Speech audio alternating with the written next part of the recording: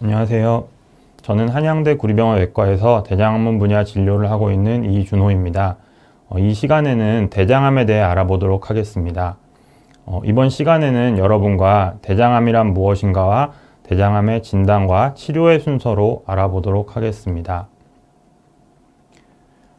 대장은 그림과 같이 배 안쪽에 자리 잡고 있는 장기입니다. 정확하게는 결장과 직장을 합쳐서 대장이라고 부르지만 직장을 제외한 나머지 결장을 대장이라고 부르기도 합니다. 지름은 5cm 정도로 위치에 따라 조금씩 다릅니다. 주로 수분과 전해질을 흡수하고 대변을 만들고 보관하는 역할을 합니다. 대장암은 대장에 발생한 악성 종양으로 대부분 점막의 샘세포에서 생기는 선암입니다. 직장에서 3분의 1 정도가 발생하고 좌측 대장에서 3분의 1, 우측 대장에서 3분의 1 정도가 발생한다고 이해하시면 됩니다. 이번 시간에 이야기할 대장암이 얼마나 흔한 암인지 알아보도록 하겠습니다. 이 그래프는 2019년 국가암 발생 통계 그래프입니다.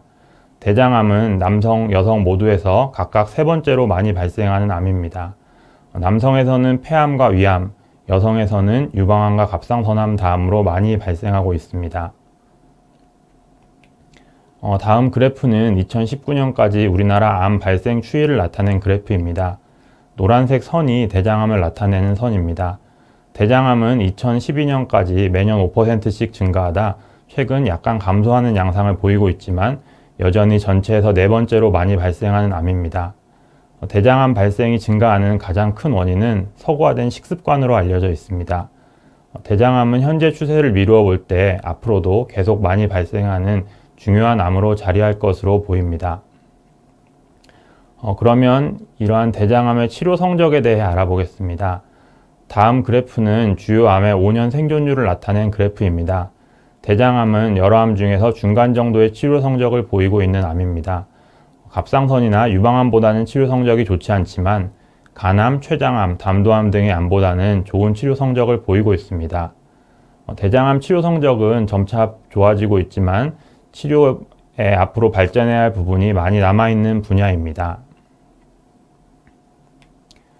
대장암의 위험 요인으로는 유전적 요인과 환경적 요인이 있습니다. 유전적 요인으로 먼저 유전성 대장암이 있는데 이는 암 발생을 억제하는 특정 유전자의 결함이 밝혀진 경우를 말합니다. 유전성 대장암에는 가족성 용종증과 유전성 비용종성 대장암이 있습니다.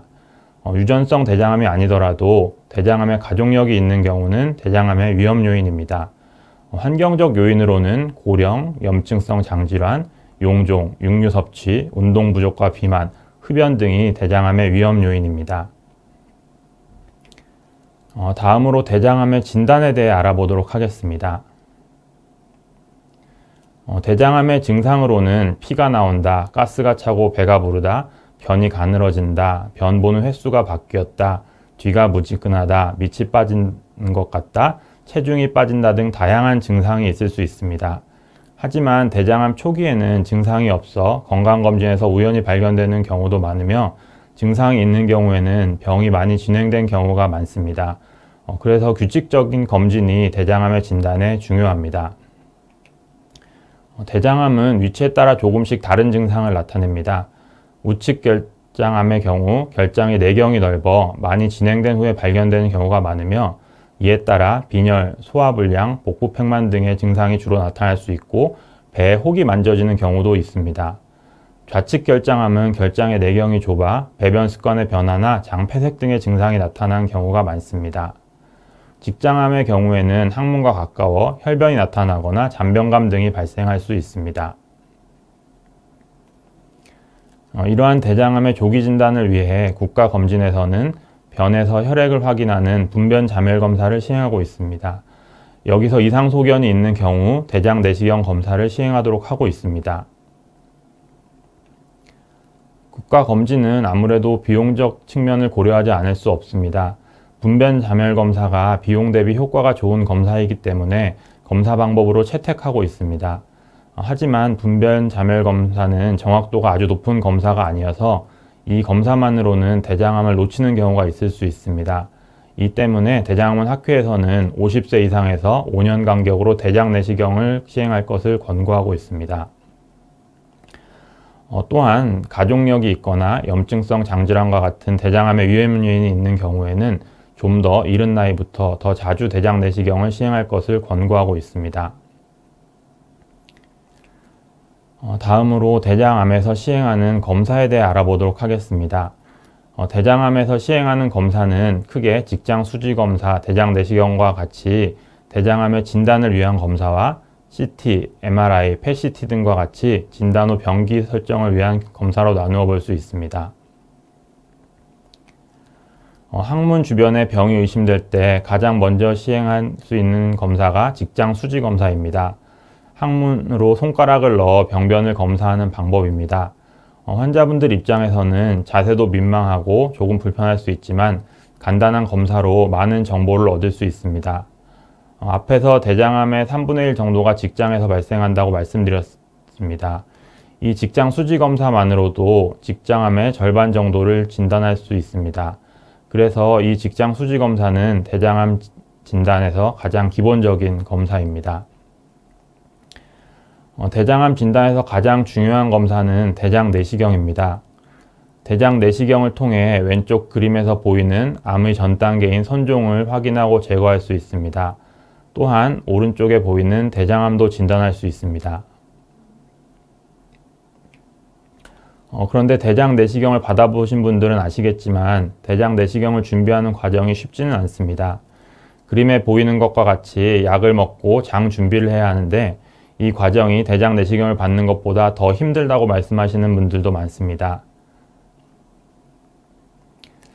하지만 장 준비가 잘 되지 않은 경우에는 왼쪽 그림과 같이 대장 안에 분변이 남아있게 됩니다.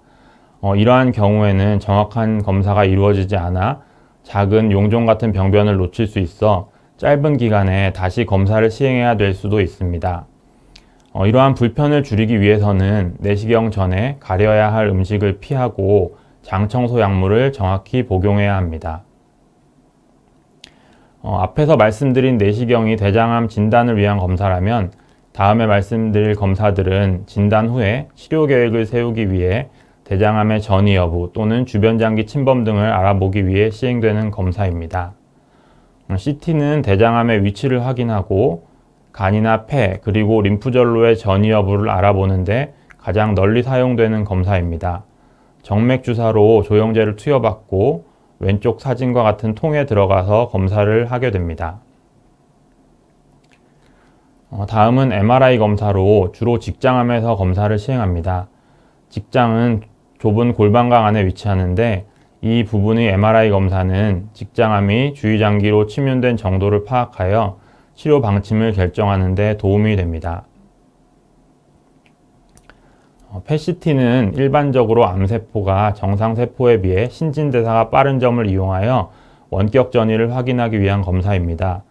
세포의 주 에너지원인 포도당에 양전자를 방출하는 표지물질을 부착시켜 방출되는 감마선으로 암세포를 발견하는 검사입니다. 암태아성 항원은 대장암의 진단을 위한 검사는 아닙니다. 하지만 진단 당시에 수치가 높을 경우 전이가 있을 가능성이 높고 예후가 좋지 않은 것으로 알려져 있습니다. 또한 재발을 한 경우 수치가 증가하여 수술 후 추적 검사로 시행하고 있습니다. 마지막으로 대장암의 치료에 대해 알아보도록 하겠습니다. 이렇게 검사를 다 마치고 나면 환자분들께서 얼마나 오래됐어요? 몇 기예요? 항암 치료는 하나요? 이런 질문을 하십니다. 답답하시겠지만 의사들이 이런 질문에 시원한 답을 드리지는 못합니다. 이유는 대장암의 정확한 병기는 수술을 마치고 얻은 조직의 조직 검사를 통해서 확정되기 때문입니다. 먼저 대장암의 병기에 대해 알아보도록 하겠습니다. 대장암은 점막 하층 또는 근육층에만 국한된 경우 1기입니다. 또 대장암이 장막층을 뚫고 주변 지방조직까지 침범한 경우에는 2기가 됩니다. 장벽 침범 깊이에 관계없이 주변 림프절로 전이된 경우 대장암 3기가 됩니다. 또 간이나 폐, 다른 장기로 전이된 경우에는 대장암 4기가 됩니다. 4기를 제외한 대장암의 정확한 병기는 수술을 마치고 얻은 조직의 조직 검사를 통해 확정됩니다. 다음은 대장암의 병기별 치료입니다. 대장암의 가장 중요한 치료는 수술을 통한 절제입니다. 결장암과 직장암은 치료는 대체로 비슷하지만 조금 다른 부분이 있습니다. 결장암에서 검사를 통해 임상적으로 1에서 3기가 의심되는 환자분들은 수술을 시행받게 됩니다. 수술 후 조직검사를 통해 2기 중 고위험군과 3기로 진단된 환자분들은 추가 항암 치료가 권장됩니다. 이후 5년간 추적 관찰을 하게 됩니다. 직장암의 경우에는 치료 결정이 조금 더 복잡합니다. 최근 여러 방향의 치료가 연구되고 있지만 일반적으로 수술 전 검사에서 임상적으로 2기 또는 3기가 의심되는 경우 수술 전 항암 방사선 치료를 하고 수술을 시행합니다. 수술 후 병기에 따라 추가 항암 치료를 시행하고 결장암과 마찬가지로 5년 동안 추적 검사를 시행합니다. 최근 대장암의 치료에는 다양한 방법이 있어 환자분들에게 가장 알맞은 치료 방법을 결정하기 위해 여러과 의사 선생님들이 모여 치료 방향을 결정하는 다학제 진료를 시행하고 있습니다.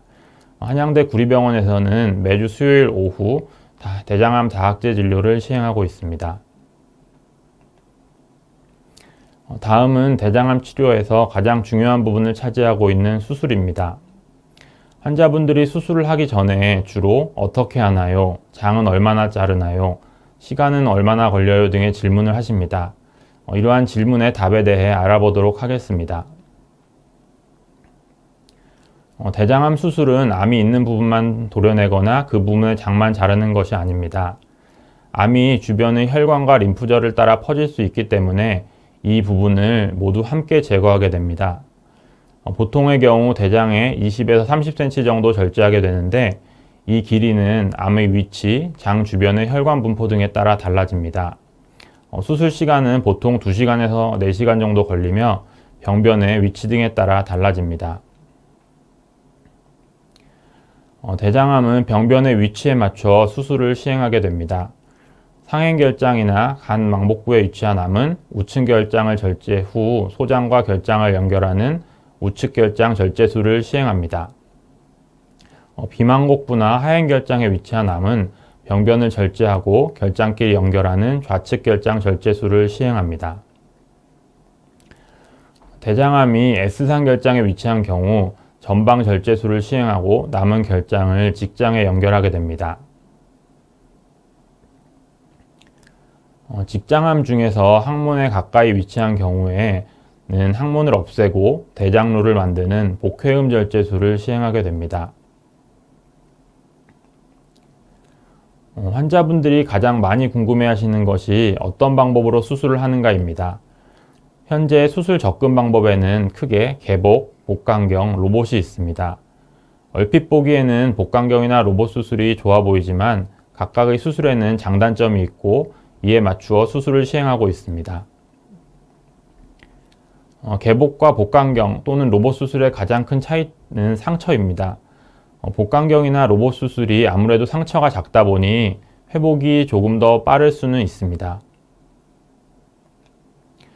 하지만 암 치료 성적은 수술 방법에 따라 큰 차이가 없는 것으로 알려져 있습니다. 복강경 수술을 시행할 수 있으면 하는 것이 좋을 수 있지만 암이 너무 크거나 암으로 인해 장이 막힌 경우에는 복강경 수술이 어려울 수 있습니다. 이러한 경우에는 개복 수술을 시행하게 됩니다. 대장암 수술의 합병증으로는 문합부 누출이나 협착, 출혈, 장마비, 장폐색, 상처 감염, 배뇨장애, 성기능장애, 또 배변 습관의 변화, 항문주의, 통증 등이 있습니다. 이러한 합병증이 발생한 경우에는 합병증에 따라서 적절한 치료를 받게 됩니다. 대장암 수술 후에는 5년간 3에서 6개월 간격으로 복부와 흉부 CT, 내시경, CA 검사 등을 통해서 재발에 대한 추적 관찰을 시행하게 됩니다. 마지막으로 이러한 대장암을 예방하기 위한 생활 습관에 대해 알아보겠습니다. 먼저 적당한 양의 단백질, 탄수화물, 지방을 섭취해야 합니다. 다량의 붉은 육류와 동물성 지방은 제한하는 것이 좋습니다. 또 채소, 과일, 해조류 등을 통해 양질의 식이섬유를 섭취해야 합니다. 충분한 칼슘과 수분 섭취를 하는 것이 권장되고 짠 음식과 가공육, 훈제식품 등은 피하는 것이 좋습니다. 또 운동을 통해 정상 체중을 유지하는 것이 권장되며 금연을 하고 과음을 하지 않아야 합니다. 마지막으로 앞에서도 말씀드렸듯이 내시경을 통해 건강검진을 하는 것이 가장 중요합니다. 예, 감사합니다. 네, 계속해서 질의응답 시간 이어가겠습니다. 오늘은 한양대학교 구리병원 소화기내과 안지현 교수와 함께합니다. 교수님 안녕하십니까? 안녕하세요. 네, 반갑습니다. 교수님 먼저 구독자분들에게 인사 한마디 남겨주세요. 구리식 유튜브 구독자 여러분 안녕하세요. 즐겁고 유익하게 강의 잘 들어주시고 댓글로 응원해 주셔서 너무 감사합니다. 네. 저희도 감사합니다. 특강 잘 들었습니다. 저희가 시민분들이 이제 교수님 특강 듣고 질문을 굉장히 많이 남겨주셨거든요. 네. 그 중에서 우수한 질문 5가지를 뽑아봤는데요. 지금부터 하나씩 교수님께 설명 들어보도록 하겠습니다. 먼저 첫 번째 질문은 히토리님이 보내주셨는데요. 지방간과 당뇨와 관계가 있습니까? 하는 질문이에요. 아, 네. 히토리님 좋은 질문 너무 감사합니다. 지방간과 당뇨는 아주 밀접한 관계가 있는데요. 지방간과 당뇨 모두 이제 당을 처리하는 데 필요한 인슐린이 늘어나는 인슐린 저항성과 관계가 있습니다. 따라서 우리가 검사를 해보면은 당뇨가 있는 사람에게서 한 초음파 검사나 피 검사를 해봤더니 약 70%에서 지방간이 본인도 모르게 있었던 경우들이 있었고, 네. 반대로 이제 지방간 있는 환자들도 처음에는 당이 없었지만은 시간을 두고 보면은 10명 중에 한두 명이 당뇨가 생기는 등 지방간과 당뇨는 서로 아주 관계가 깊다고 할 수 있습니다. 따라서 당뇨가 있다고 나는 간은 괜찮다, 안심하지 말고 네. 초음파 검사 등을 정기적으로 받아서 지방간이 있는지 없는지 확인해 보는 게 좋겠습니다. 네, 당뇨가 있는 분들은 지방간을 꼭 검진 확인해 보시기 바랍니다. 그리고 이어서 김우윤님은 고지혈증 약이 지방간에 효과가 있는지 처음 알았다고 하시면서요. 지방간이 있는 환자는 그렇다면 이 무조건 고지혈증 약을 복용해야 하는지 아니면 사람에 따라서 고지혈증 약을 먹으면 되는지 궁금하다고 하시네요. 네, 김우유 님도 아주 좋은 질문 주셨는데요. 네. 고지혈증이 있는 분들도 보면 지방간이 같이 있는 경우가 많습니다. 또한 이제 지방이 간에 쌓이는 게 지방간이고 고지혈증은 피에 지방이 많은 거기 때문에 서로 둘 다 지방의 대사에 문제가 있다고 할 수가 있고요. 흔히 환자분들이 이제 고지혈증 약을 먹으면은 간이 나빠진다는 생각 때문에 나는 간이 안 좋으니 고지혈증 약 먹으면 안 된다 이렇게 생각하시는 지방간 환자분들이 많아요. 네. 근데 실제로는 이 지방 대사의 고지혈증 약이 아주 탁월한 효과를 발휘하기 때문에 지방간이 있어도 고지혈증 약은 비교적 안전하게 먹을 수가 있습니다. 네. 다만 이 고지혈증이 없는데 굳이 고지혈증 약을 미리 먹을 필요는 없고 고지혈증이 있으면서 같이 지방간이 있다면은 간 손상을 크게 걱정은 하지 말고 고지혈증 약을 먹고 중간중간에 간 수치 정도만 모니터링 하면은 간도 잡고 고지혈증도 치료할 수 있는 효과가 있겠습니다. 네, 알겠습니다. 세 번째 질문은 김모랑님이 주셨는데요. 지방간이 남자에게는 대장암, 여성에겐 유방암과 연관이 있다고 이제 교수님이 설명을 해주셨는데 혹시 간암하고도 큰 연관이 있는지 없는지 궁금합니다. 이렇게 말씀하셨네요. 네, 지방간은 간에 지방이 쌓이는 거기 때문에 당연히 간암과는 가장 깊은 관련이 있습니다. 특히 지방간 자체만 있는 경우에도 간암이 생기지만은 지방간이 오래되면 그 중에 일부는 간이 딱딱해지는 간 섬유화가 생기고 네. 그 이후에 간암이 생기기 때문에 사실 암 중에서 제일 많은 게 생기는 거는 간암이 첫 번째고요. 근데 간암뿐만이 아니라 간과는 멀리 떨어져 있는 대장암 또는 이제 유방암 등도 잘 생기기 때문에 지방간이 오래되신 분들은 이런 곳에 대해서도 검사가 필요하겠습니다. 지방간이 있는 분들은 건강관리 잘 하셔야겠어요. 특별히. 맞습니다. 네. 네. 네, 그리고 김선미님은 이거 저도 참 궁금한데요. 아메리카노 커피가 간에 좋다는 말을 들었는데 이게 진짜인지 낭설인지 여쭤보고 싶고요. 그리고 만약에 커피가 정말 간에 좋다고 하면 하루에 몇 잔 정도가 적당한지도 덧붙여서 설명해 주시면 감사하겠습니다. 네, 많은 분들이 이제 커피에 대해서 궁금해 하시는데 커피가 간에 좋다는 거는 여러 가지 연구로 입증이 되어 있습니다. 하지만 네, 맞아요. 신기하죠. 네. 네. 하지만 모든 커피가 좋은 거는 아니고 뭐 믹스 커피라든지 아니면 뭐 라떼 이런 이제 다른 게 들어간 우유나 시럽이 들어간 거는 그 자체가 당도 올리고 지방이 많기 때문에 좋지는 않고요. 네. 가장 좋은 거는 이제 블랙 커피, 특히 이제 드립해서 내리는 그런 커피가 가장 좋고, 네. 아메리카노도 뭐 이제 드립 커피보다는 조금 덜하지만은 다른 게 섞여 있는 커피보다는 괜찮습니다. 그러면 하루에 몇 잔까지 괜찮으냐 네. 이런 연구도 있었는데요. 네. 보면은 뭐 이제 한 잔보다는 두 잔보다는 뭐 세 잔 정도도 괜찮다는 보고들이 있는데 네. 대신 뭐 간에 좋으라고 커피 먹다가 심장 두근거리고 여러 가지 또 부작용이 있을 수 있으므로 네. 그냥 부담 없이 하루에 두세 잔 드시는 분들은 그냥 이 정도는 간에 괜찮다 이렇게 생각하고 드시면 되겠습니다. 네, 알겠습니다. 신기하네요. 네. 너무 재밌었어요. 그리고 끝으로 이지금님의 질문인데요. 지방간 조직 검사는 지방간의 현재 상태를 확인할 수 있어서 참 좋은 것 같은데, 그러면 이 지방간의 조직 검사로 간의 건강 유무를 다 확인할 수 있는지 아니면은 그냥 지방간이 단순히 있다 없다 이 정도만 판가름할 수 있는지 궁금해 하시네요. 네. 네. 조직 검사를 하면은 이제 간의 일부만 우리가 떼서 보기 때문에 간에 이제 지방이 쌓여 있는지 또는 이제 간에 지방간이 오래돼서 섬유화 즉 딱딱해지는 여러 물질들이 쌓여 있는지 또는 이제 지방간인 줄 알았는데 다른 이제 희귀한 병이 뭐 면역성이나 다른 유전성 간염이 아닌지 이런 것들은 감별할 수가 있습니다. 네. 하지만 이제 간의 일부만 떼니까 뭐 다른 종괴가 암이라든지 이런 게 있는지 아니면 다른 수치 이상 이런 것들은 알 수가 없기 때문에 그런 경우에는 이제 혈액 검사랑 초음파와 CT 같은 영상 검사랑 늘 같이 저희가 판단을 해야 되고요. 조직 검사가 이런 이제 장점은 있지만은 환자분들이 입원해서 조직 검사를 받아야 되고 또 조직 검사를 한다는 거는 이제 바늘로 찌르기 때문에 출혈의 위험성이 아주 약하게 남아 있습니다. 그래서 최근에는 이런 거를 이제 이런 단점을 보완하기 위하여 간 섬유화 스캔이라고 하는 초음파와 비슷한 기계로 살짝 한 5분 정도만 되면은 간의 딱딱한 정도, 지방간 정도를 어느 정도 예측할 수 있는 새로운 검사법도 나와 있습니다. 네, 그렇군요. 여러 가지 이제 검사 방법을 네. 통해서 네, 판별할 수 있겠네요. 네, 교수님 오늘 설명 자세하게 또 친절하게 해주셔서 잘 들었습니다. 고맙습니다. 네, 감사합니다. 구리시 유튜브 구독자 여러분들 앞으로도 좋은 강의 계속 시청해 주시고 한양대 구리병원도 많이 사랑해 주세요. 네, 알겠습니다. 소화기내과 안재현 교수와 함께했습니다.